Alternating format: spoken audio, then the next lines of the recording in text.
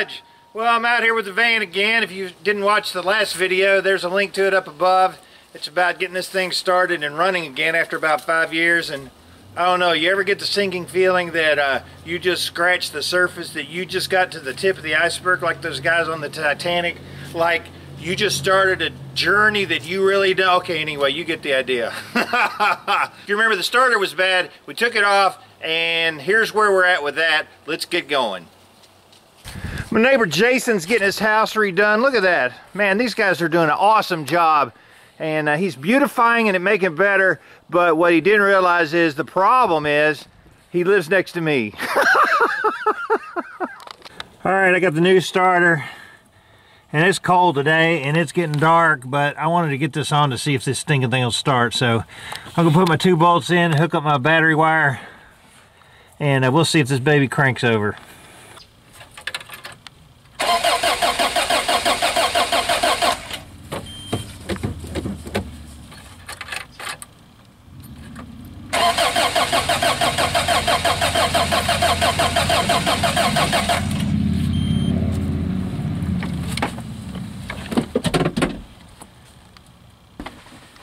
Little starting fluid, see what happens.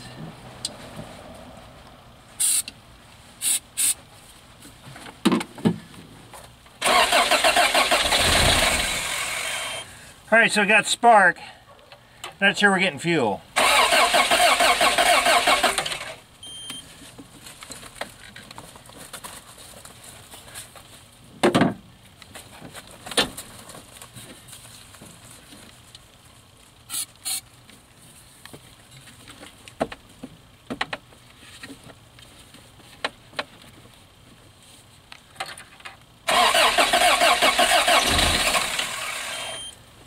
Okay, well, it doesn't look like we made much progress on it. Actually, we have. It actually cranks over now. It actually started for a second under ether, or starting fluid. So we've got an issue. It could be the fuel pump. So we can bang around on the gas tank, see what happens, check out the relays. Once we get fuel, this thing should run. So while sometimes this is pretty frustrating, you got to just do one troubleshooting step at a time, get the starter cranking, put some fuel to it. If it cranks up, you know the electrical system is working, right? So you've eliminated the spark, and now we've got to figure out what's up with the fuel pump. Bang on it maybe with a hammer, or actually may have to pull the tank and put a fuel pump in it. I hope not, but you never know. All right, we're picking back up with the Toyota van. Got new battery terminal end. So I'm going to replace that, because this could be the whole problem if you're not getting power off of all those lines coming off of it. And it's cold!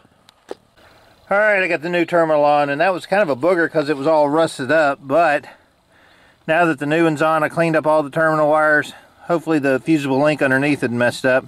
We'll try one more time.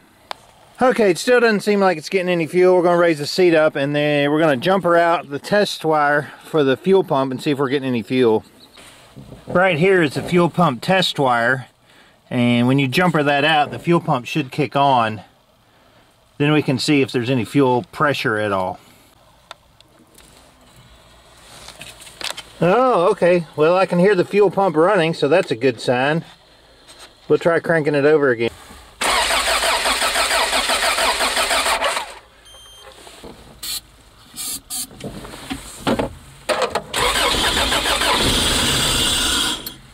Okay, it runs with starting fluid.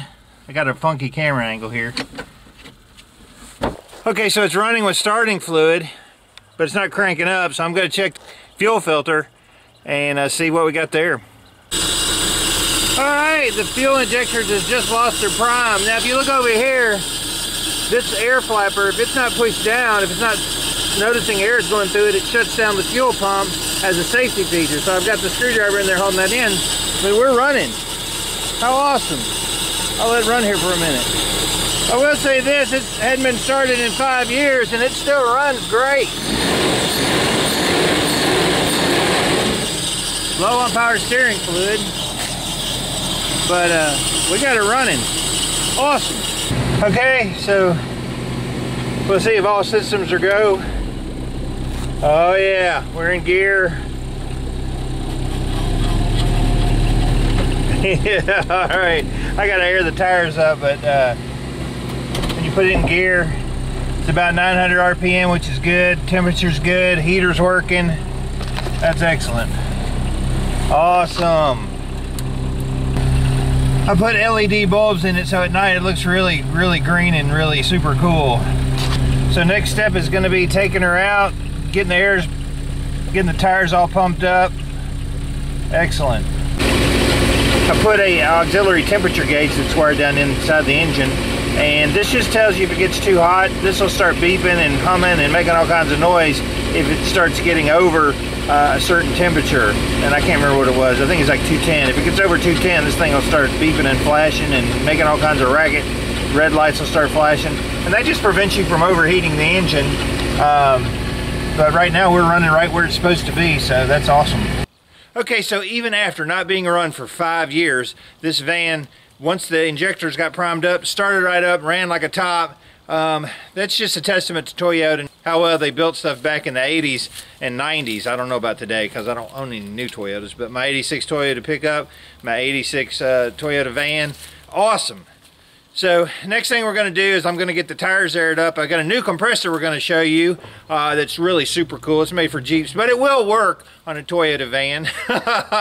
And we're going to get a pressure washer on a day that it's not freezing, and we're going to get this thing cleaned up. And then Craigslist, watch out. And that'll be fun because then you're going to see the responses from people saying, will you take payments on it? Will you take $200? Everything else in the world that you wouldn't think that any idiot would send to you in a message, you'll get when you put something on Craigslist. So that'll be a fun experience. I'm going to get her buttoned up. I'm going to go in and get warm, get me a beer, maybe a cocktail, I don't know. But I'm excited, it's running.